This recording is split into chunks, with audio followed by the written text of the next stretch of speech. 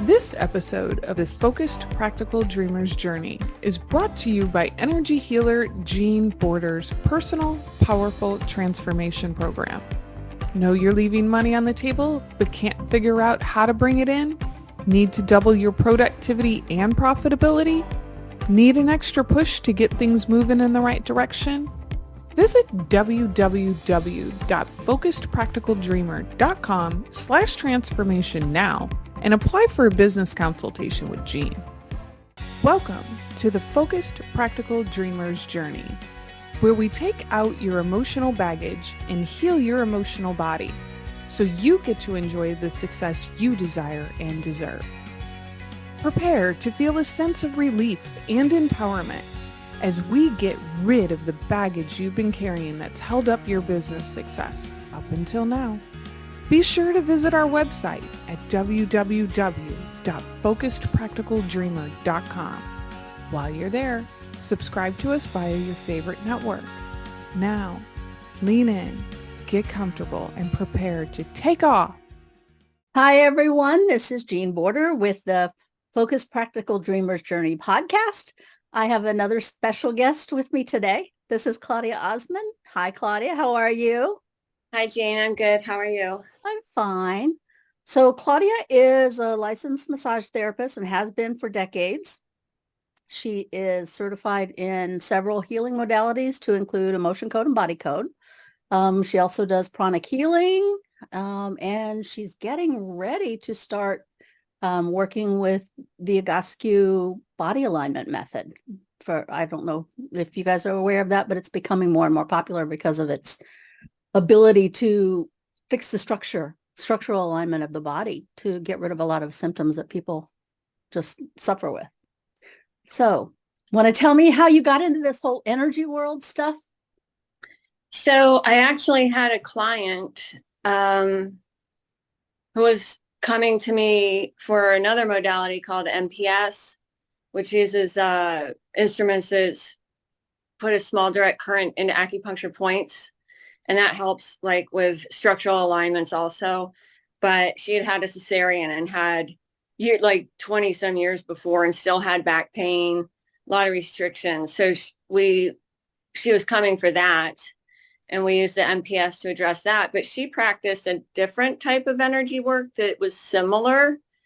And I looked into it, and it was very costly and seemed very similar to body code and emotion code. And this person kind of repackaged it. But it had more of an emphasis on psychological issues, less body issues. So I read about body code, and it immediately resonated with me, especially because it's using intuition in the subconscious brain. And it just seemed like the missing link in all the alternative things I've been exposed to over the years that could answer questions as to why someone's knee wasn't, healing after all the scans checked out, or whatever it was. It just, as soon as I learned about it, I immediately knew it was what I needed to study and would be a huge change in my life and my practice. So how did it change your practice then? You went from 100% like massage clients? Is that how that worked? Is that how that started?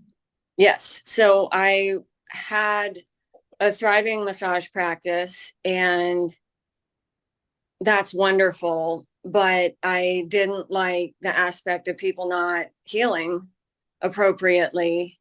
And as wonderful as massage is, it can seem rather band-aidy at times, even though it's lovely. What does that mean, band-aidy? It's not getting to the root cause of an issue quite often. It feels great, and there's like a ton of good benefits to when we receive that are physiological, besides obviously feeling good, like, the releases good hormones and creates a myofascial release, aids with digestion. It improves it can improve like your memory in certain regards. It can improve clarity of thinking because some people are really able to let go and get better in touch with themselves when in an hour or 90 minutes when they're not able to outside of that space with a trusted practitioner. Cool. Okay. So sorry, I didn't mean to interrupt. Go ahead. So what was the other part of the question? How you switched your practice, how your Right. practice changed once you found energy work. So I began asking my clients if I could use them for clinic hours, like required with both certifications for emotion code and body code. And it just spread like wildfire. They immediately saw benefit. And then I was put in touch with a client's relatives nonprofit for abuse survivors and was able to network with them. And that was a crowd that really needs energetic healing. And it pretty much just took off from there like wildfire, and just totally word of mouth. So how much of your business is now switched over from massage to energy, or has any of it? It's easily 90% is energy work. Wow.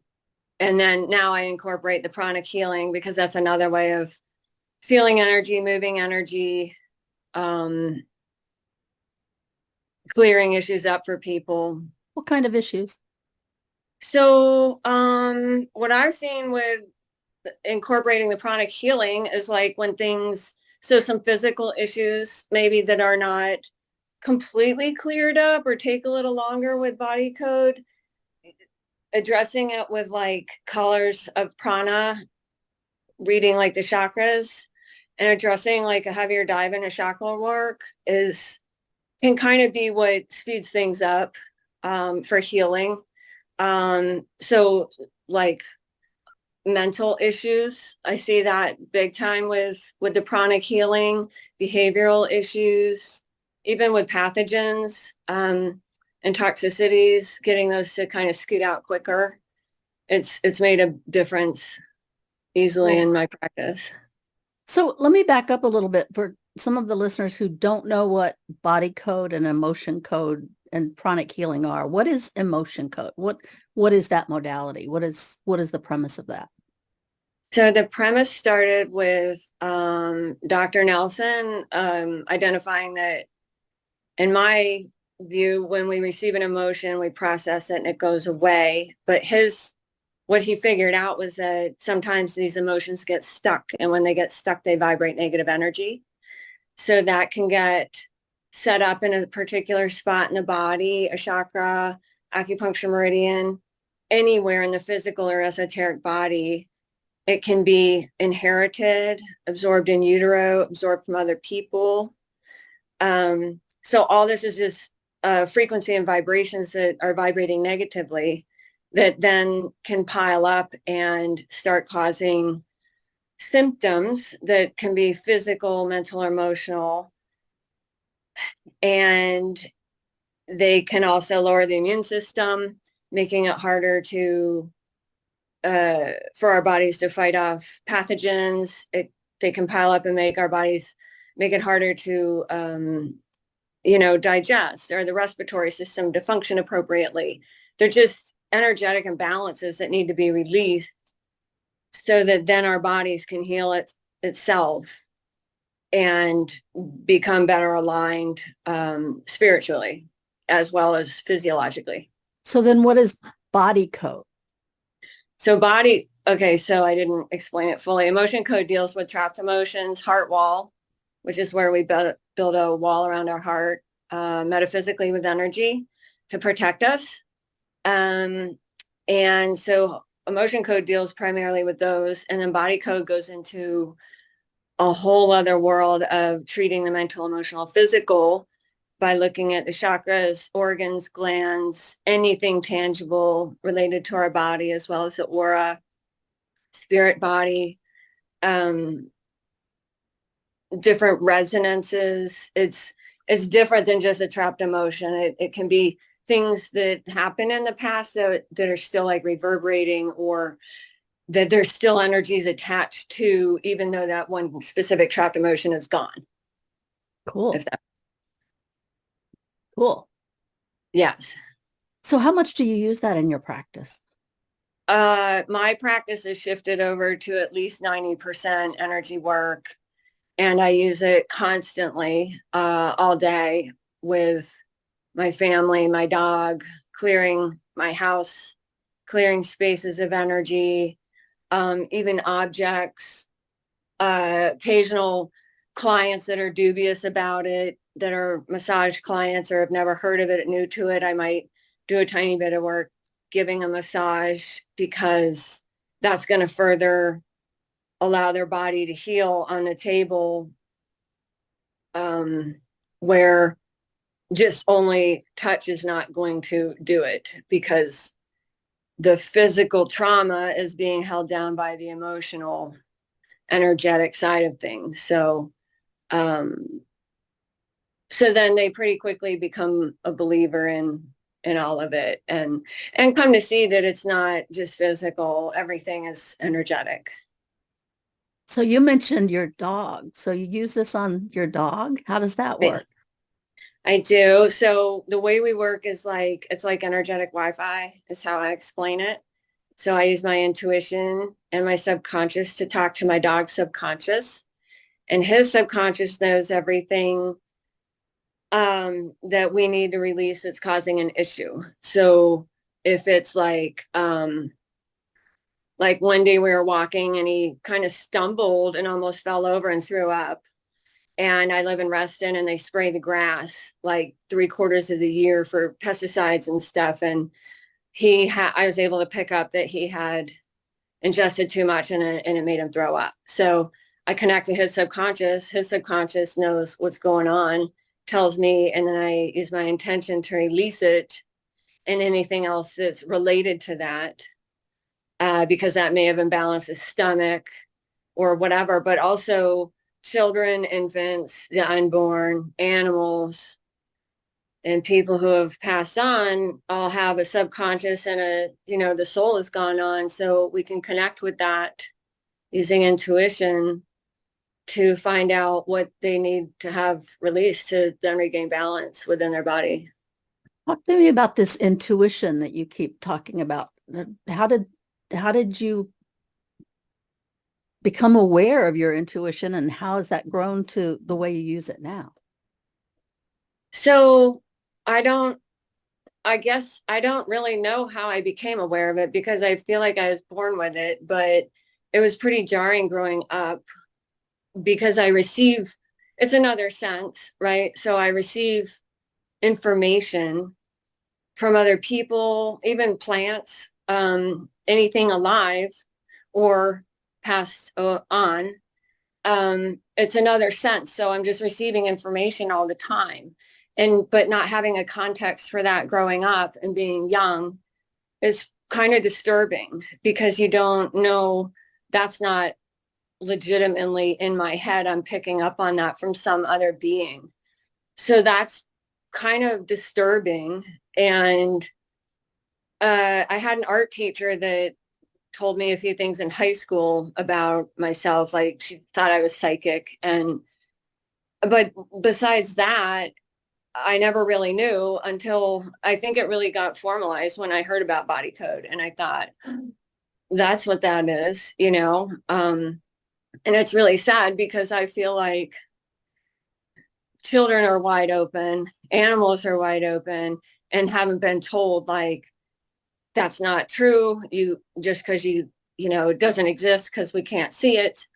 Even like the spiritual world. So knowing that and being able to share that with clients and their children, especially, I think is huge, because it is a gift, and it's a universal source of a connection to the divine, and we're tapping into the universal source of intelligence. So I believe if you ask with like humility and gratitude for the answers of what's going on with a being, you're given the information, and then I'm just the tool facilitating the offloading of the energies in a session. Cool. It is. It can be a bit overwhelming at times. So I feel like it can make you, it's made me more sensitive, like in crowds, loud scenarios, around different crowd groups of people or certain people. Um, so learning how to deal with that is also part of the work. Learning how to not be just this wide open book for people to infiltrate almost. Learning boundaries is a huge part of the process, but that's a good thing for everyone. Yeah. When I was young, let me several members of my family are in the medical profession, okay, which means they go work in hospitals all the time. I never understood how anybody could walk into a hospital because I wouldn't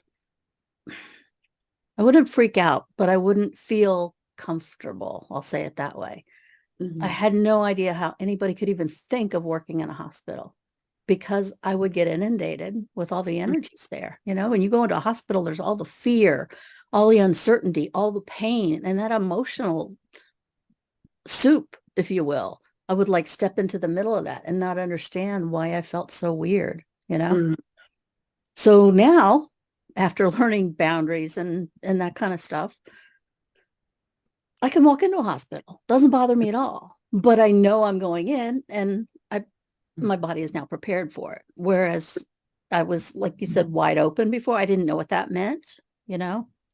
I just Right. knew I didn't see how those people could even think about working in a hospital because it was imbalancing. I'm going to use the word imbalancing to me. But anyway, that's my story. Well, probably a lot of people feel like that, right? Because I think more people are intuitive than they really understand or know. And why that's what I think is important about like the kids I get to work with and their parents understanding that, you know, if your child does have this gift, they need to understand it and they need some guidance, but like don't be afraid of it because it's really a beautiful thing. It just like anything, you need some guidelines and some knowledge around it. And then it's like incredible. I've worked with some of those types of kids before that are very sensitive, that maybe see things that other people don't see, or that feel emotions around certain objects that other people don't feel. Mm-hmm. And so giving them techniques and tools to deal with what they come across gives so much relief to the child, but also to the family because they don't feel so helpless. They don't know what's going on. They just know that something isn't right and they don't know how to help the child when very simple techniques sometimes is really all it takes to allow the child to feel safe and the parents to feel relief that, that's all it was. Because it's not a big deal typically. It's really not. It's just that the parents Yeah. don't have the tools, right? They don't understand what's going on. They don't have the tools. You give them a few tools and the kid's back to being a kid. If that Right. makes Well, sense. I mean, I ran into a friend recently whose son is 22 and he's one of these kids, but having grown up, like hearing voices and this and that, he's been just through the gamut medically and through the psychological profile of drugs for all kinds of diagnoses. And it makes my heart hurt to hear his journey. And because that's really disrupted the relationship with his parents, his world, his future, how he feels about himself. And it's all kind of this huge ugliness for nothing when he's just sees things differently. It's like it's like people who are good at math, right? Or computers. Like we're all supposed to know how to do math and computers. And I stink at both, but I have a different set of abilities. And this kid is probably could make a huge difference and have a successful life if he had this context. And he doesn't. He has a lot of bad feelings about himself, and his family is kind of sick of him and feels like he's a failure. So I've seen where that can go. And I even, like, as a kid, I had a neighbor right next door who's was berated publicly, loudly, a lot, and yelled at and screamed at. And I remember knowing at a young age how toxic that was. And it wasn't just like it was hard to hear, but I could feel what it was doing to this kid who's a good kid. And he basically is kind of grown up to not be terribly successful. He's still a kind person, but I think he took ownership of the ugliness that he was told he was. And that's wrong, especially for children, right? Like, Well, one of the things that comes up a lot in sessions with clients is that our beliefs create our reality, right? What you believe to be true is true for you. It might not be true for me, but it is for you. And what matters in a session is what the client believes to be true. And a lot of these beliefs are, the majority of our internal belief system is created by the time we're 8 years old. We've got a belief about how the world works, right?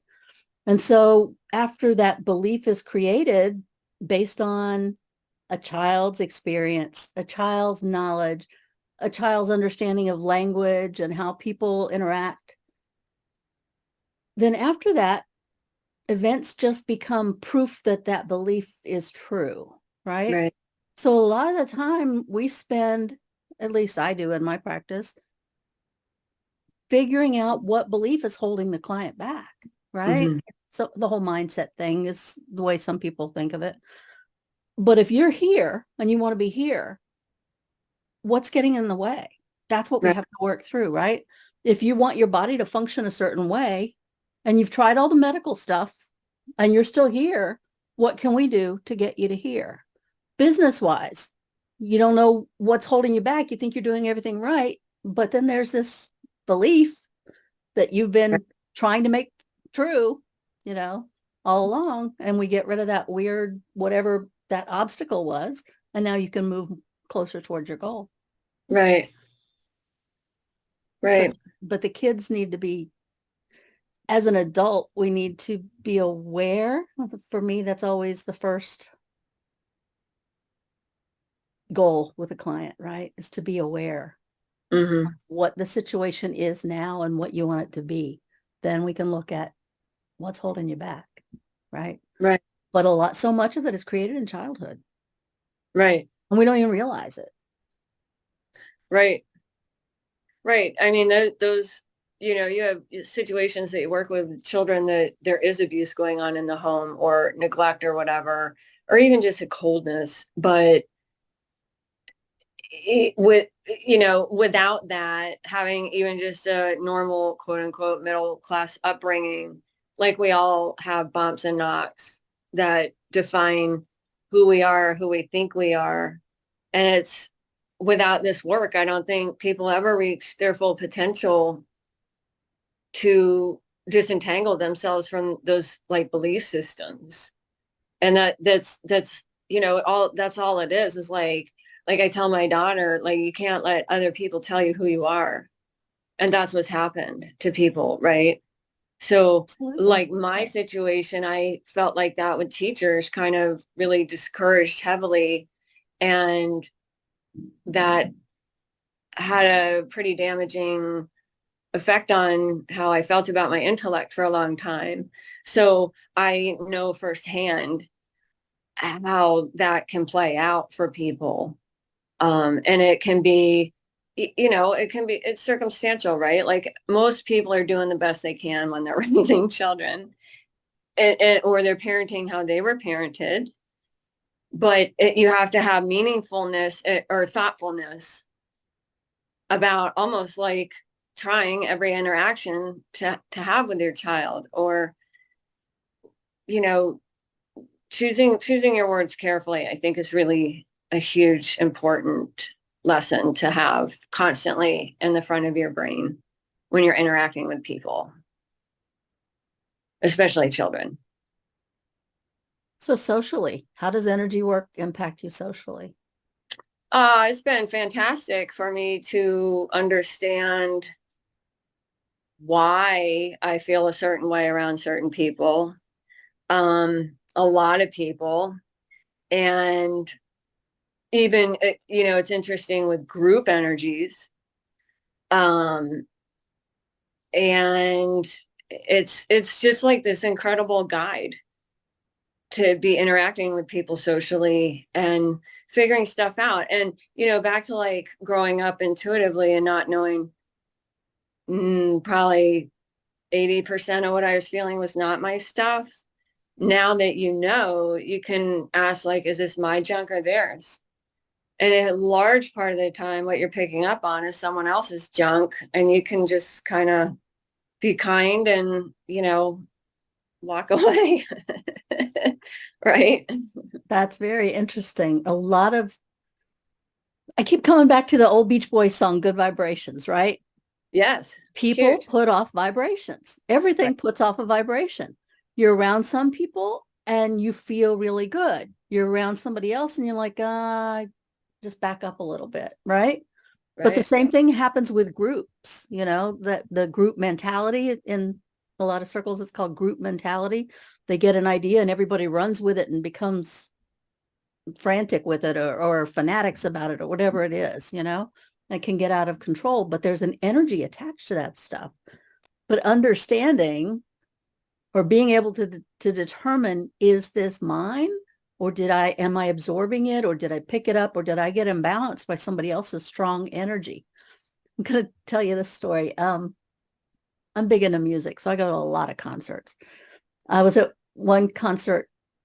It was out in California when I was out there, but and one of the lead singers jumped off stage and came out, and I happened to be on an aisle, and he got close to me, and his energy is like, oh my gosh, Mm-hmm.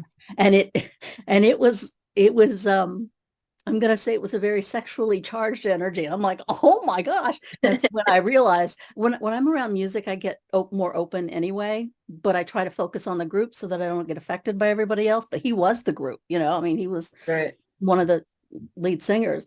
It's like, oh my goodness. It's no wonder he just got married. He said, I finally figured out the male female dynamics, and I've got a child. So it was hilarious. But that was one of the strongest instances of me being affected immediately and knowing it, by somebody else's energy. It's hilarious. I'm like, oh my gosh. I Yeah, see that's my fans crazy. run backstage, That's funny. It was It hilarious. it's I mean, it's cool when it's like that, right? It's not cool when it's like, you know, There's something people have not bad right. intentions Yeah. and they're not good, And so and how do you protect yourself in those situations? so I'm shielded. So we can create energetic shields around ourselves or clients, so that we're unaffected by other people's energies. You can still feel the energy, but you're not absorbing it. Uh, and then you can release stuff or do like energy shower. I like that one. It's I teach amazing. that to a lot of clients. Yeah, Very easy to do, takes no time at all. Very it's a, powerful. well, it's also very, it's less, it's one of the easier concepts, I think, to grasp with all the different terminology that we can use, because it's very simple and it's effective and it's really relatable. But other times, sometimes that does require more work, and you have to learn how to release imbalances so that you're not susceptible, and then occasionally keep reshielding in the beginning or keep checking in, right? It's like anything else. If there can be times when our guard is let down or our resolve is down or we're just a little bit run down or low or whatever, and then it's worth checking. But I've experienced, like, courting with other people, because What does of that mean? other reasons. So we can have cords like almost like, like an electrical cord between you and I, and it could be healthy or unhealthy. So we either move it or break it. And some people believe you should have none. Um, and I think they can just happen, depending on their relationships with people, but they can be imbalanced. It's an external influence that is imbalance, can be imbalancing to us. So there, back to the shield, like if you are in a situation that you've been courted to someone and it's not serving you, you can cut it, but then you also have to look at why it was allowed to be established, so that then you get rid of that so it won't happen again. Because again, it's just an external influence that is imbalancing. One way to look at cords is that they happen every time you have a conversation with someone. Just like in the old days, you'd get on the telephone and there would be a cord attached to the wall, right? That would connect you to somebody else. That's a cord. And when you'd hang up the phone, you would no longer be connected by that cord. The same thing is true in conversations all the time, except that rather than seeing a physical cord, it's an energy cord. There's one between us right now, right? Otherwise, I wouldn't hear what you're saying and you wouldn't hear what I'm saying, and we wouldn't be having a conversation. Right. But the trick is to hang up the phone when you're finished with the conversation. And Right. that's not always what happens when there are very strong emotions involved. A lot of times that phone doesn't get slammed down, right? And so that cord remains, and you're feeling things that don't feel like you, and you don't know why. When you're still in that connection, if you will, you're listening to somebody else's stuff, just like Right. you were still on the phone and you were hearing their conversation while you were trying to hold a different conversation with someone else. So Right. that's kind of a weird imbalance that you carry in your body until you hang up the phone, break that connection, right? Right. And some people do it intentionally to create issues with someone else. Some people do it unintentionally when they feel weak and they feel like that person is stronger. And so maybe they want to be connected to that person.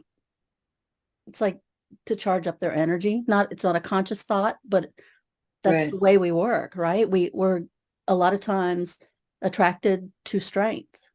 Uh-huh. And so we want to be stronger. We want to be like that person. So maybe we make a connection with them that needs to be addressed, right? Right. So all those are chords for people who aren't used to hearing those kind of words. It's just a connection. That's all it is. Where do you want your business to go with this? What would you like to see happen with energy? I would very much love to be able to work with elite athletes, Really? because I'm a huge baseball fan, and my Ah, daughter plays softball. I play, and I see like our local team. We have two pitchers. One retired because he got the yips, which is when all of a sudden they can't throw or pitch, and they've been doing it their whole life, and they literally can't do it. They're throwing it into the stands or whatever. So that guy retired, but then this other one is like this, he's considered like this prize racehorse stallion guy. He's like 6'5" or 7, throws one pitch at spring practice this year and spring training, and he's injured again. He's chronically injured, despite the fact he has the best doctor, PT, trainer, chiropractor, massage therapist, sports psychologist, blah, blah, fill in the blank. He's got the best of everything. And I'm sure, I mean, he's still getting paid, but I'm sure it's embarrassing. And I'm sure he'd much rather be like on the mound earning his living, playing the game. So that's intellectually interesting to me and fascinating, because there's something they're not getting to which is why I studied this work, which is the elephant in the room, in my opinion, many times. It's emotional and energetic. He's being looked at every which way except that way. I've kind of even figured out what his issue is, but I want to work with elite athletes because it's so interesting to me. I'd love to work more with animals because they're literally practiced on and they don't have a voice. And I've seen just miracles happen with animals, and I just have an affinity for them anyway. I love animals, but I would like to see, like, for my practice, to be able to incorporate Egoscue when I get that under my belt and just be like a one-stop shop for, total healing for people, because the demographic I see a lot of the time are people who have been to the doctor, they've had all the tests, nobody knows why. So you're kind of like the end of the road, right? And I like that because it's a challenge. But I like even better being able to help people, because most people don't want to be sick. You know what I mean? Like if you're raising the vibration of each person you get to work with, you're raising the vibration in tiny ways all around you. And for me, this is very spiritual and service-minded work. So I want things to be better around me, for the planet, for people, the animals, whoever, because people, I think, most people don't want to do bad things, and most people don't set out to do that. And most people are good, and they just have this stuff they can't get out from under. So I look at it as like truly spiritual service, that I'm deeply grateful to have this skill and be familiar with this work now and be able to use it to support myself and my family. But really, it's about getting the word out for other people who have run out of options medically. You mentioned when you were talking about the baseball guy, that he was like this prize stallion. One of my friends actually works with horses pretty significantly. I work with horses. I work with some of the people that I work with. I've worked with nonprofits, Mm-hmm. right, who do horse rescue. Mm-hmm. And that's very sad, but necessary and fulfilling work. Sounds crazy, but when you do rescue of horses or any animal, really, Right. there's so much that needs to be addressed because they're traumatized one way or another, right? Right. And horses are interesting from a social aspect, right? Like they're little social cliques, and they're kind of, there's like a very strong pecking order. So I haven't worked on a lot of horses, but the ones that I have, the handful, it always comes into play. Where dogs I see horses more crushed emotionally, and not to say dogs aren't as pack animals, but it's a bit different. So when the few horses I have worked on, they're a very emotional bunch. And yeah, absolutely, the rescues, it's a horror show with any animal, and I want to be able to lighten their load there too. Some of your business is with animals, correct? Mm-hmm. And so one of the things that you might offer our listeners is perhaps a session to determine if there's a way that you might help their animal. Sure. Yeah, Absolutely. I work on squirrels, the foxes, whatever. Yeah. Yeah, it's funny that the animals that you end up working on. I have sorry, I have one website that's just energyhealingfordogs.com, but it's not just for dogs, it's for anything, right? It's for any pet that you have, because it's all energy, right? You connect with their subconscious, you figure out what the heck is going on, and you use the skills that you've either been gifted or you've built up through all the training to figure out, is there something I could do to help? You know? Right. Well, and they're so pure, like children, right? Like they're, for the most part, I mean, until they get abused, but for the most part, like I feel like animals just have like this pureness to them that, then it's like we have to remove what humanity has done to them as a spiritual uh service. Who do you like working with? What kind of issues do you like working with the most? Do you have I like something that you prefer? physical. I don't know. Everything's interesting. Like every session is like insanely interesting to me. So I don't know. Pain is awesome. Um, I love working with gut dysfunction because that's a disaster for a huge percentage of the population.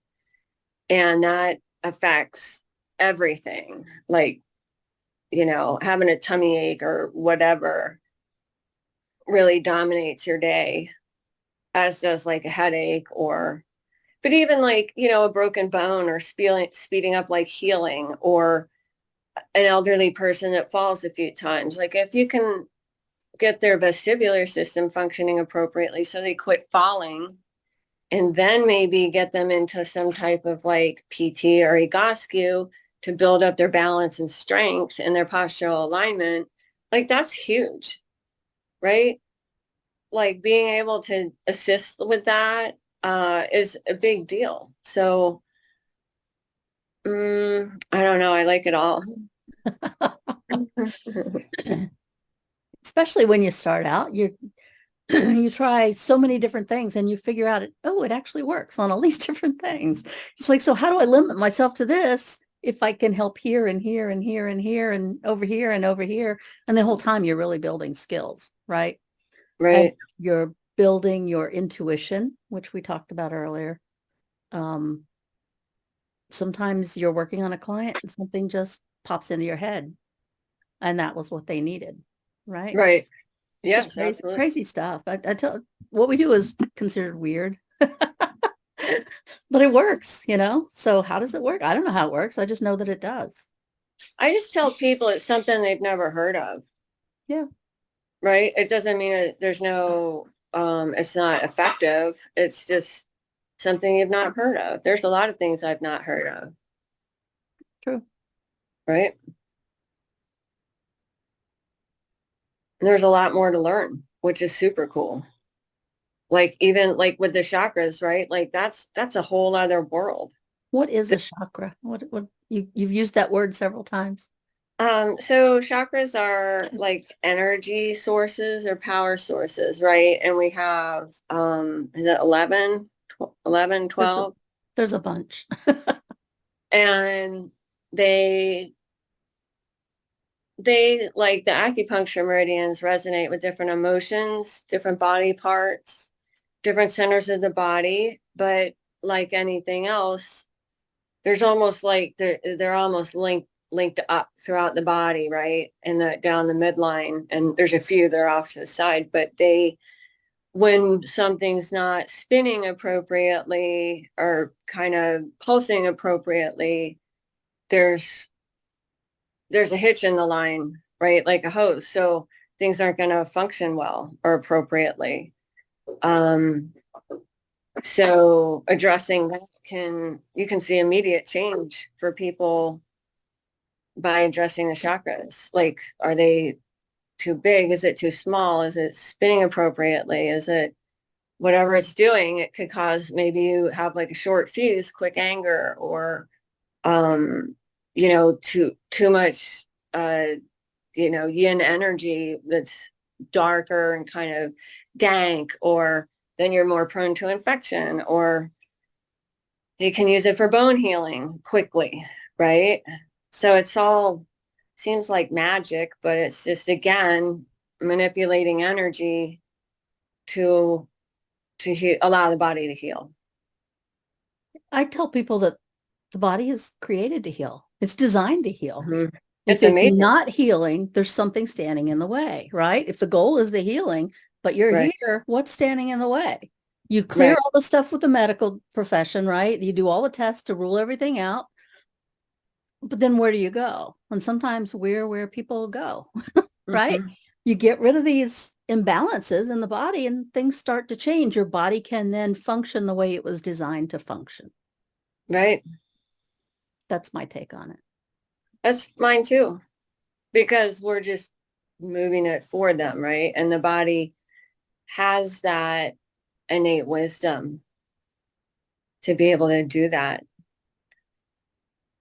I think it's rather simple. Like when you know what we It know. is. It's a very simple process.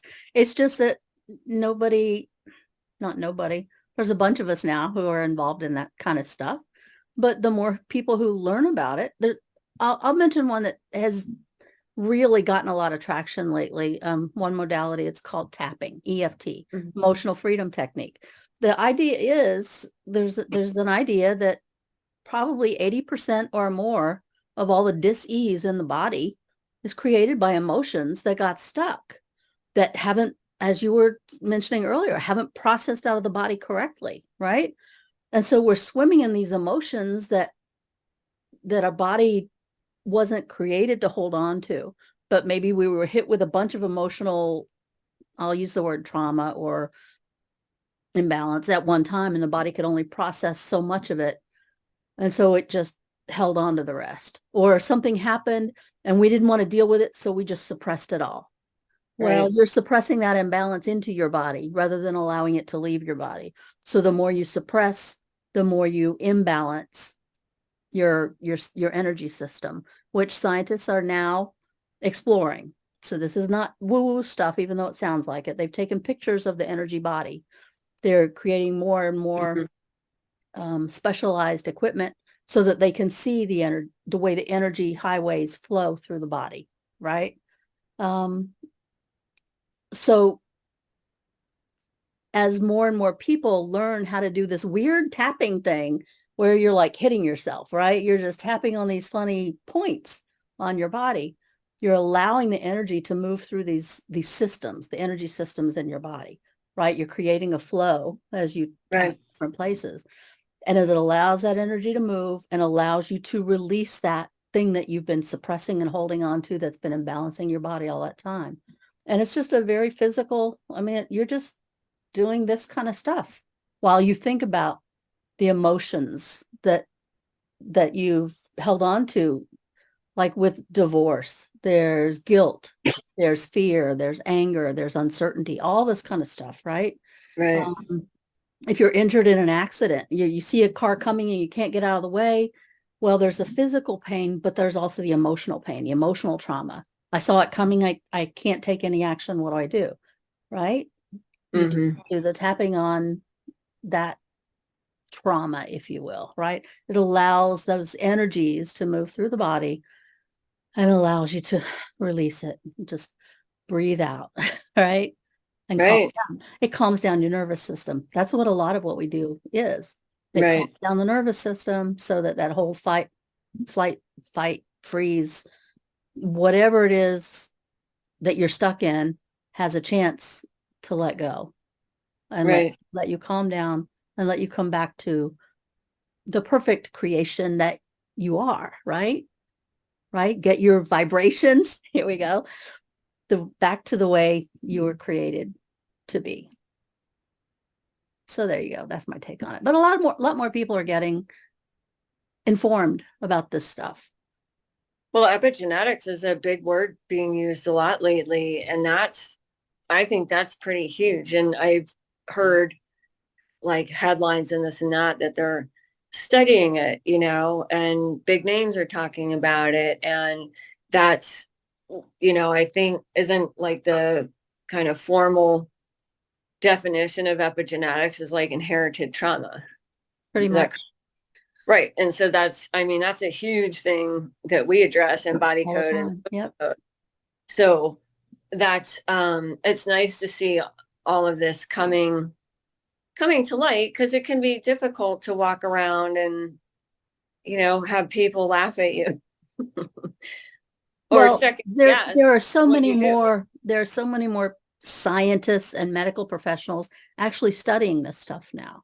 Right, Because a lot of people won't look at it without, where's the scientific proof? Where are the medical studies? Well, that's being done now, right, which, if a lot of people don't need that proof, but some people do. So, right. so it's good that there are people whose mission it is to prove that this stuff works. That's not my mission. My mission is just to help people. I Right. don't, like I said, I don't care how it works. I just care that it does, because But the more that I think, the more people that hear it, right? You can hear something, it can be a lie, and you can hear it over and over and over. So the power of repetition and different sources talking about epigenetics and energy, and maybe if they'd start talking about Einstein, and that was widely accepted, the theory of relativity with Max Planck, like it's all the same. It's so similar, right? Like quantum physics, like it's like just get all the terms and the same conversation, and then you're going to have more legitimacy, quote unquote, in certain schools of thought about this type of work. But agreed, like I don't care about that either, because the people who need you find you. that's how And actually I set up my practice, that the right person would find me at the right time. yes, right. And they do. Yeah. Yeah. So this is a really interesting talk. Sorry. It's very interesting. And I don't, outside of clients, get to talk about it much with people. Well, I've had that conversation too. We're very limited in our who we can discuss what with, right? Because this Yeah. stuff sounds so weird, and people don't understand what we do. If you haven't been through the training, if you haven't immersed yourself into it, at least to some point, it just sounds weird, Mm-hmm. right? Well, and it can be challenging too. I know through the years, certain religious faiths, people are leery about it because they don't understand it. So, it, again, back with EFT, that's taking off. That's pretty common now. And epigenetics, like the more conversation that can be had about it, the better, because if we could be working in partnership with more Western types of modalities, especially like neonatal, right? Like preemies, all kinds of stuff like that. Like I got to work with this preemie who um, she was in ICU for a month. She was like, I think a pound and a half, like the tiniest little thing ever. And then she would latch on fine eventually when she got released, but wasn't gaining weight. She's eating, but not gaining weight. So then energetically, we fixed that, and she's thriving now, and she was labeled failure to thrive. So if we could just be in partnership with these people, it's not us and them, and it shouldn't be separate. It should be like everybody working together for the same goal, which is like the health and well-being for a being, right? Yes.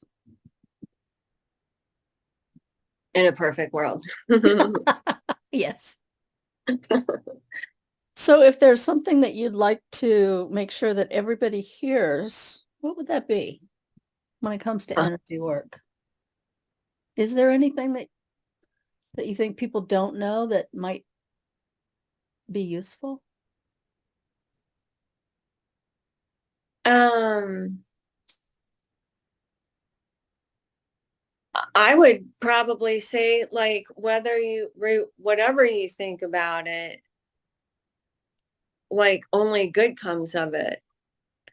And if it seems scary, because it can to certain people, because they've been living in a negative, like a lower vibration for so long. And unknown can be scary. Like, it's not. Like, you're completely aligned with your higher power, your spiritual guides, your ancestors, and it's all good. Like, everybody has your best interests at heart. So there's nothing scary about it. You just have to be open. You can even be like dubious about it, but just the willingness and the openness. And I just want people to know, like, it can work for everybody if you're open and willing. And it can be absolutely life-changing in the most amazing, beautiful way. And it has for me and my family and a ton of people I've worked with. And I don't know why it popped into my head, but one of the sayings that some of us use quite often is anything can cause anything. Right. You have a symptom of X. Well, what caused it? It could be an event that happened way back when, but you held on to the end. Okay, here, I'll give you an example. I'm going to say a previous client, that this was a child still in school, couldn't read things on the whiteboard. If it was on a chalkboard, they were fine. If it was on a whiteboard, couldn't read it. Come to find out, it had to do with years prior when they had a very sick sibling and they shared a room, but the sibling would throw up on white sheets all the time. Now, how is that for a weird correlation, right?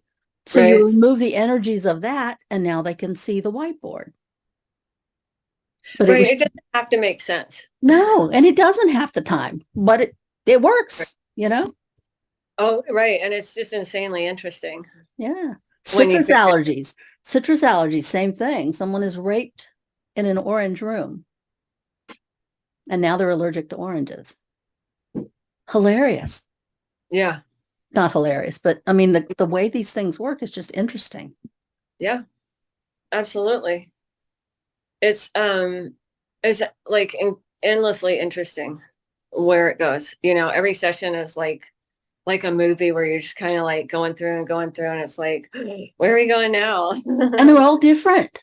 You know, you can't say, oh, if this is what their issue is, this was the cause, because everybody has a different background. Everybody has different experiences. Everybody has different ancestry, right? Oh, for sure. Right.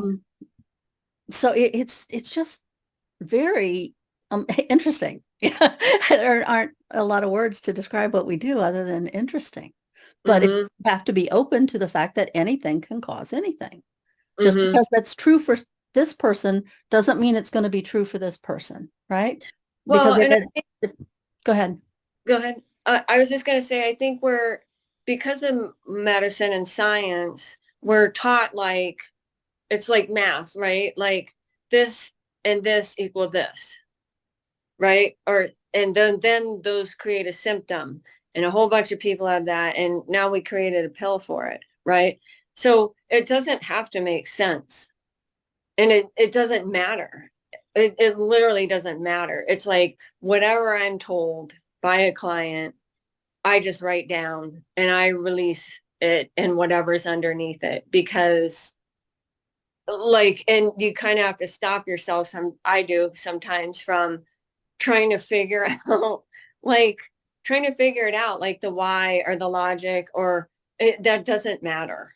It's literally like what I use the analogy of like a little straw of hay for like a trapped emotion, right? Like with my headaches, like lifetime headaches, right? Like had the head injury, all the junk goes there.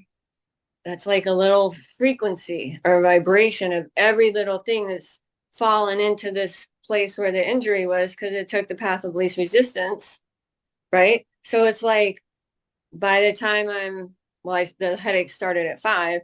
It wasn't until like my 40s when I started with this work that any relief came at all. And you know, there's just a pile of these little straws of hay, these little frequencies and vibrations that have parked themselves there. So it's like, you go in the rabbit hole and dig your way back out, and pretty soon there's no more headaches. So I think that's a good, I like to use that analogy for people, because otherwise, like, frequency or vibration can sound like infinite, right? Or who knows, right? Or like with Lloyd Meir, right? Like the balancing by numbers, like that's a good way. If I have people in front of me, like, look at the sequence of numbers for panic. That's a frequency, right? Yes. And that guy's amazing. He came up with that many numbers. But yeah, so it's just incredibly interesting. Cool. So we're getting close to wrapping up here. Anything else you'd like to leave our listeners with? I would say try it. If you're wondering, and if things keep pecking at your brain, that's a sign your subconscious is like, hey, and also, like, use your intuition to see, or your gut feeling, who's a good practitioner for you, because we all have different abilities and gifts, and it's like anything, right? Like, you're going to resonate with some person and maybe not with another person. And that can very much, that's not personal, shouldn't be taken as an insult. It just is what it is. I like chocolate. My daughter likes vanilla. So, you got to find who resonates with you. And just because maybe you don't see any results the first few sessions, you have to keep at it, because maybe it's a practitioner, or maybe they're trying to overturn something because you want to be sick subconsciously, which can happen occasionally, but just keep at it, because it didn't happen overnight. So it's, 1 or 2 sessions may not get to the root cause, but the work deserves, I think it deserves a commitment, and definitely it deserves respect. I think Dr. Nelson is somebody that deserves a huge amount of respect. I'm sure he faced a ton of ridicule for a very, very long time and just stuck with it. And there are not many people throughout history that are able to withstand that. And because of him, I think there's probably over 2,000 practitioners now around the globe, which is huge. So I would just stick with it.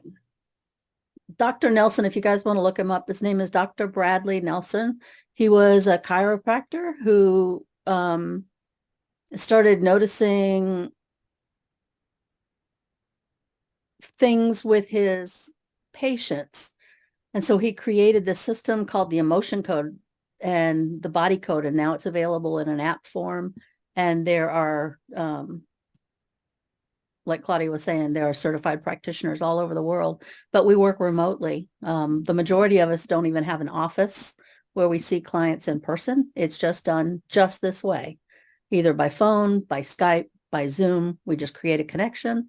We work with people, but that's part of the training. If you go through that course, is how do I connect with somebody on the other side of the world? I was in Italy when I picked up that skill. So I was connecting with people in the States, and I've had clients in Sweden and, all over the world. So it's a really cool thing. But that's Dr. Bradley Nelson, if you're interested in looking that up. So I want to thank Claudia for being here. It was a great hour to spend together.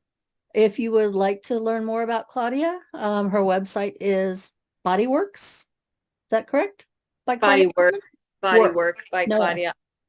By Claudia Osman. And we will have a link below that you can just click on. It'll take you right to our website. Thank you so much for your time. I appreciate it. We'll be talking again soon, I'm sure. And thanks to my listeners with the Focused Practical Dreamers Journey podcast. This is your host, Jean Porter. Till next time. Thank you. Thank you, Jean. Thank you for tuning in to the Focused Practical Dreamers Journey, where we take out your emotional baggage and heal your emotional body so you get to enjoy the success you desire and deserve. Remember to visit our website at www.focusedpracticaldreamer.com and enjoy even more great episodes like this one. Again, while you're here, subscribe to us via your favorite network. We look forward to seeing you next time on the Focused Practical Dreamer's Journey.